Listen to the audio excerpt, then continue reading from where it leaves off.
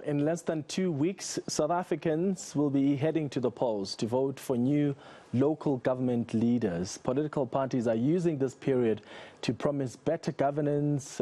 Campaigns and adverts have been in the spotlight. So let's discuss how parties have been positioning themselves now, and also just their branding with brand reputation management advisor Solly Moeng. Solly, thank you for making time on the lead this afternoon. So this is a crucial period for these political parties. In less than 2 weeks, South Africans will be heading to the polls. So how they position themselves, how they ramp up their campaigns is going to be so significant. From what you've observed so far, is there a political party that stands out for you in terms of how they've positioned themselves and making their messaging stronger ahead of elections?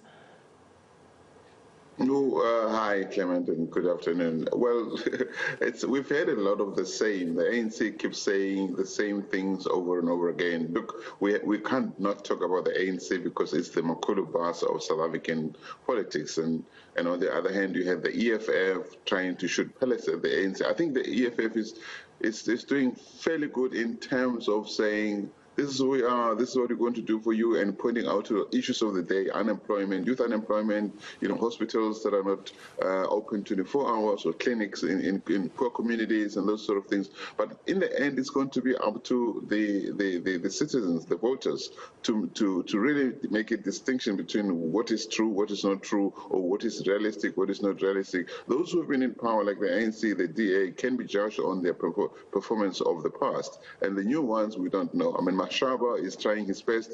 I honestly think that he probably should be given a chance, I don't know, in Johannesburg, to prove that he can continue the work that he tried to do in the past. But he too must convince the voters, right? He needs to come out and say, listen, I wasn't given enough time. A lot of the stuff that I'm being blamed for is stuff that was there anyway for many, many years. And I was only there for 2-3 years. And by the time I came out, there was not enough time to do that. But it's up to each of these opposition parties to convince the voters that they can move away, especially those who are hardcore supporters of the African National Congress, that there's life after the ANC.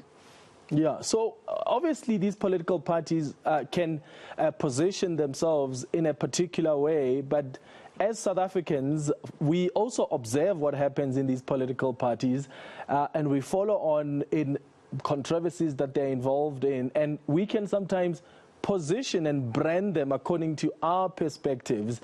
What are you picking up about how South Africans are branding? Let's take the first three top parties, the ANC. How are South Africans branding the Democratic Alliance? How are they branding the EFF, particularly based on not only what they've been promises, but I suppose the scandals that really the parties have had to deal with as we count down to election day? Look, there's a core of supporters of each of those political parties who will not move away no matter what gets said about those parties. I think that it's getting smaller, especially for the ANC and probably for the DA. I think the boo-boo they made in KZN, in Phoenix, not a few weeks ago, made some people get even more disappointed in them. The DA still has this race shadow or shower, hovering over its head. Whatever it says, people think, yeah, but you racist, yeah, you keep telling us about the good work you're doing in Cape Town. What about the townships in Cape Town? It's up to the DA to show that it's not just supporting wealthy areas in Cape Town. South Africans are going to have to come out and say to themselves, what kind of country do you want? Do you want to keep voting for the same over and over again, or are we going to insist on change this time? They can't vote for the same thing and expect different outcomes. That's what really they're faced with in the end. The EFF, of course, will be judged by some of the scandals that might or might not be in the cause. VBS is a big story. The many contradictions that Malema makes in the speeches, the support that he's been given to Zuma and his friends. All of those things, South Africans must make up their mind. It's their turn now to say, okay, we've read, we listened seriously. Now this is where we decide. Yeah. How do parties make the balance between the commitments that they make. I mean, they don't want to call them promises. They're busy saying that these are commitments. And I suppose we'll see, the proof is in the pudding. We'll check when they are in government if they will be meeting these commitments. But what's the balance that is necessary between the commitments and what's feasible and not feasible? I mean, sometimes when you listen to the political party leaders campaigning, you think to yourself, one, do they think we are stupid as South Africans to think that they are going to be implementing some of these ambitious promises, or are they just, making these promises to lure us as potential voters? So how important is it for the parties themselves to, at the very least, at least balance? Yes, they are desperate to get us to go vote for them, but they must also be practical, I would imagine, and promise things that are quite feasible and not out of bounds, especially in the short term. You're absolutely correct, Clement. There will be a portion of the promises they make that we know will rely on what happens after the elections. Some of it will not happen because maybe the resources will not be in place for that to happen.